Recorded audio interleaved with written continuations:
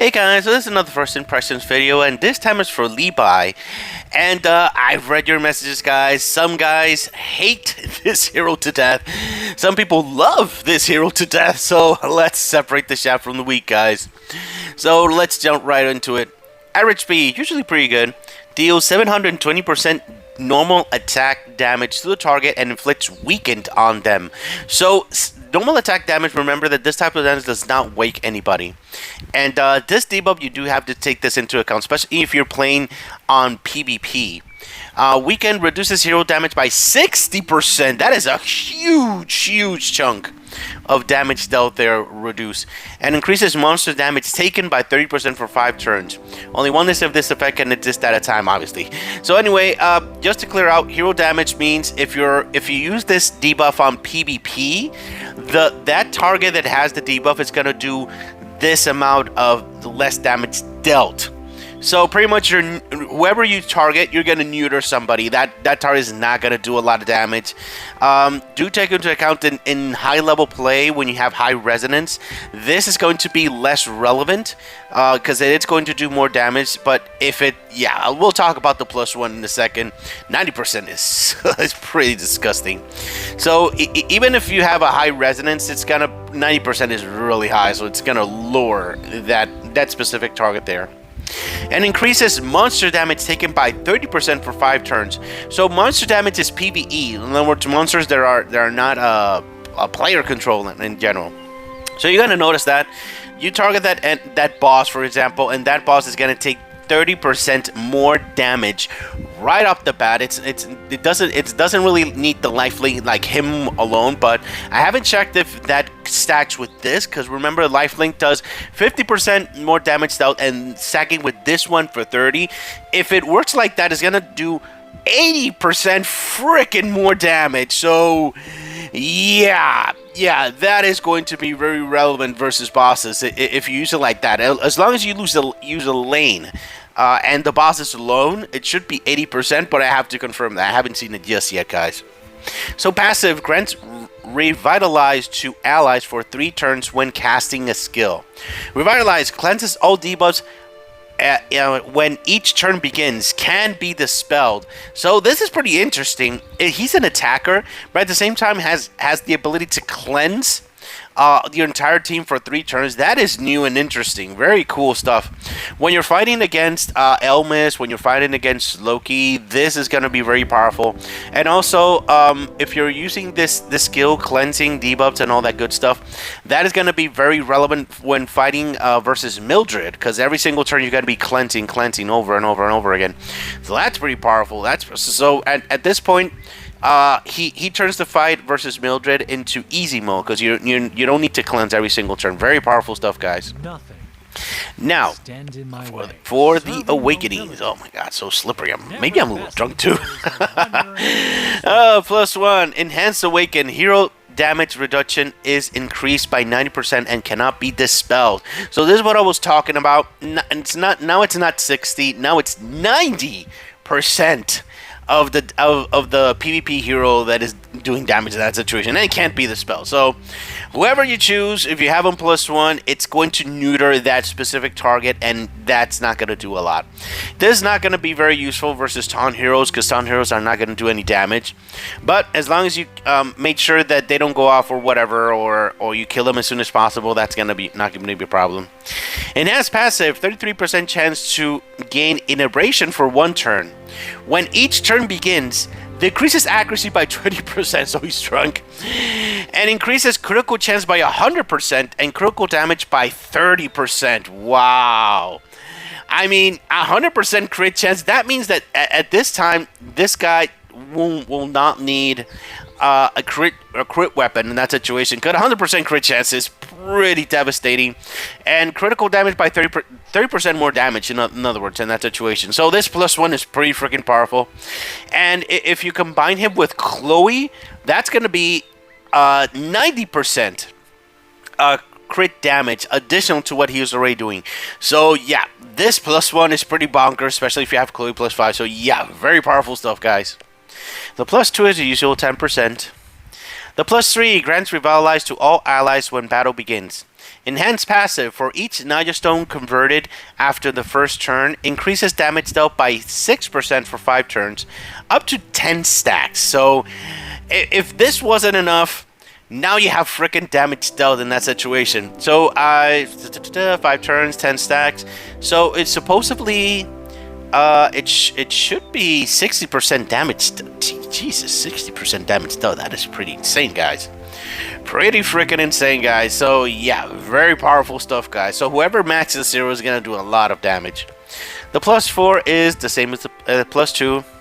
And the +5, enhanced passive, on top of everything that we've talked about, has an 80% chance to get his shield equal to 45% of mass HP upon taking a hit. So now he starts to become sturdy. His weaknesses start to disappear. Li-Bai deals 500% extra damage to weakened targets upon him or an ally casts a skill. What?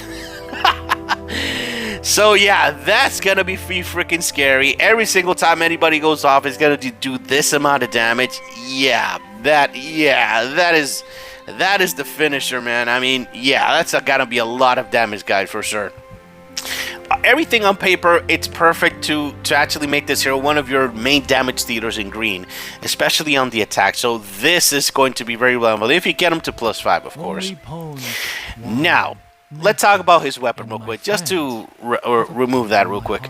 Increases mana gain by 30% when casting 2 skills. Oh, not again. Now, this is the type of mechanic of the game that I never ever like. You have to cast them twice to get this buff for 3 freaking turns by 60%. No, that is not good, guys. So in this case, if you have at +1, I don't think you will need an actual crit weapon, because he's doing 100% and a 33% chance of getting it. So yeah, that's pretty much setting up a crit weapon for free for your team, for him in that situation. So that's pretty cool there. So I probably, if he's really weak, maybe a shield weapon or an attack weapon. He could be good, like like the snake hammer. That's a good weapon for him. 60% attack there. That's one option. Maybe a crit damage weapon. You could definitely try to do that as well, because he's doing 100% crit damage. I'm saying crit chance. So you can do that. So yeah, you can give him Somal's weapon. Maybe he's gonna lose life, so you have to take that into account. But blood green, gains a lot of life, so it could be viable. Something that we can definitely check there. Pretty cool stuff. That's a possibility if you have him +1. As long as you have him +1. But I don't recommend to get this weapon, guys. Do not get this weapon. Do not get this weapon. I don't recommend it. If you get it, you will regret it. I promise you. Now, guys, I do have footage. Yes! Thanks to Graham, I was able to get this nice footage here. So do take into account he's fighting a very powerful enemy, and he's pretty powerful, but a very powerful enemy as well, and that Milda is pretty powerful as well. But still, with the help of a lane, I forgot to mention that since he does have accuracy by 20%, he may miss. But if you have a lane on your team, you don't need that, because she lowers dodge and all that good stuff. So there's a higher probability for him to actually hit his target every single time. So as long as you have a lane and you have this guy and all that, you shouldn't have a problem. But let me show you this fight, guys. The amount of damage he does is enough to make this guy your main damage dealer. And he doesn't even have Chloe next to him. So yeah, let me show you real quick the video. Check it out.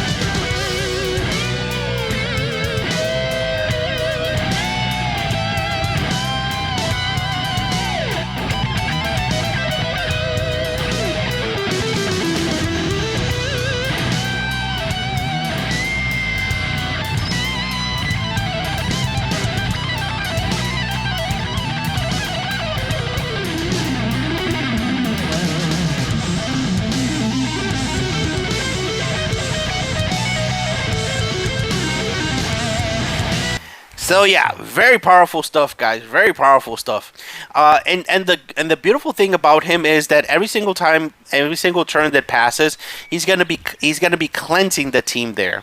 So you are able to actually activate that all in that way. Just make sure. I did forget to check. When you actually get the debuff from Mildred, will it be cleansed at that very moment? Probably. It's probably cleansing at that very moment.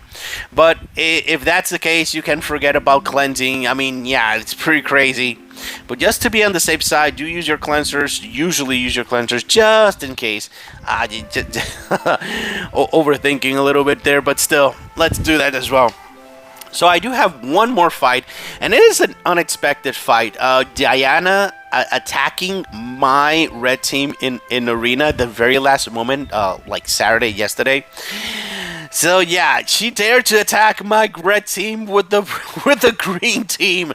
Oh, the insults, the insults. But she does have 100k more power than me, so yeah, that's a big difference. But she also did use Li-Bai, so why not? Let me show you guys. Check it out.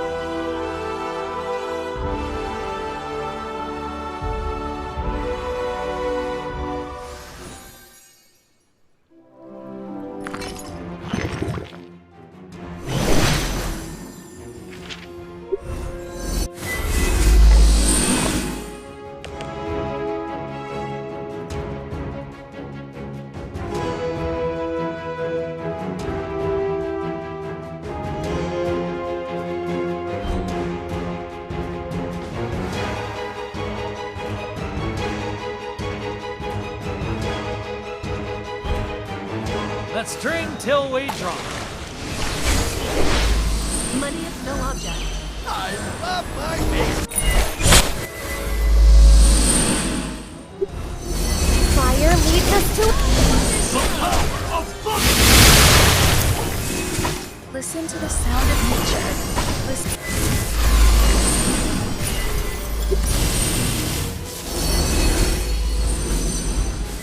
The power of fire. Let's drink till we drop. My money is no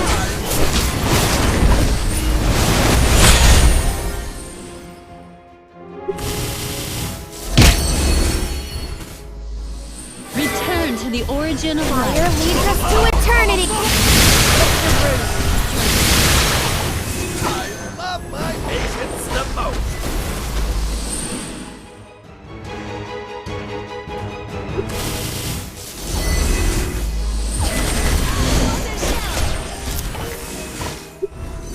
Return to the origin of life.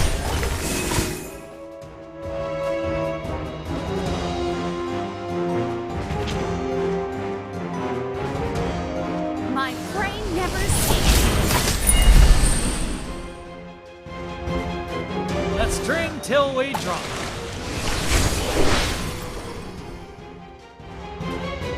Money is no listen to the sound of nature.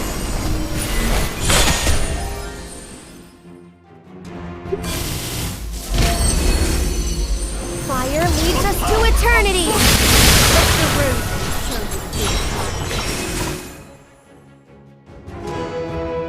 Money is no object. I love my patience the most.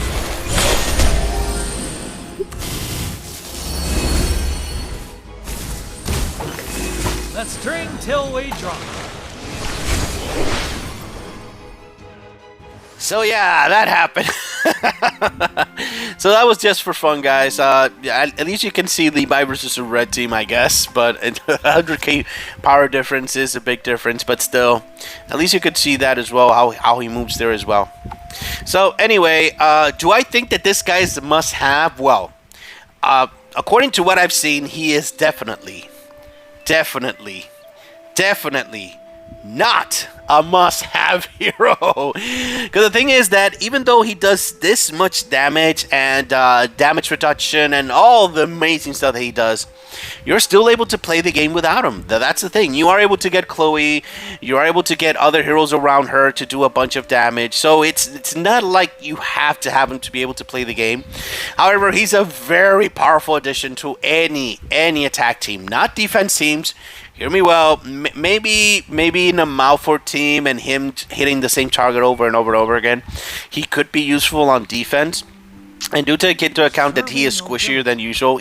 But if you have +5, he's gonna get shields and he probably is gonna survive a lot more. Yeah, in that situation. But I don't think he's a must-have. You're able to play this game without him, and yeah. But he's a very scary hero on his own. 400k damage is no joke, guys, in that situation.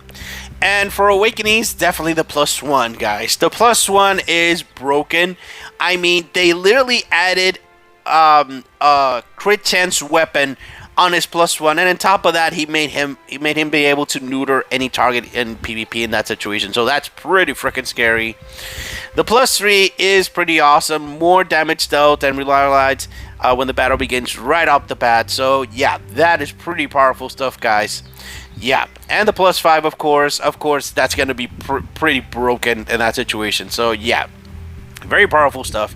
However, I feel that he's more focused on PvP than PvE, but still, 30% additional damage dealt is going to be relevant and will be a differentiation for you to be able to get the #1 spot in bosses or not. It can be in that situation. Another thing that I've noticed is that these stats, usually this hero should be like 900 shield, but instead he's 1000 and 1325. So pretty powerful stuff, guys. So it means that the new heroes, they're trying to add more stats to them. So that's pretty cool. Alright, guys, if you have any questions, if you have any concerns, please leave them in the comments and we'll talk about it. Alright, thank you very much for watching, guys. Have a great day. Bye-bye.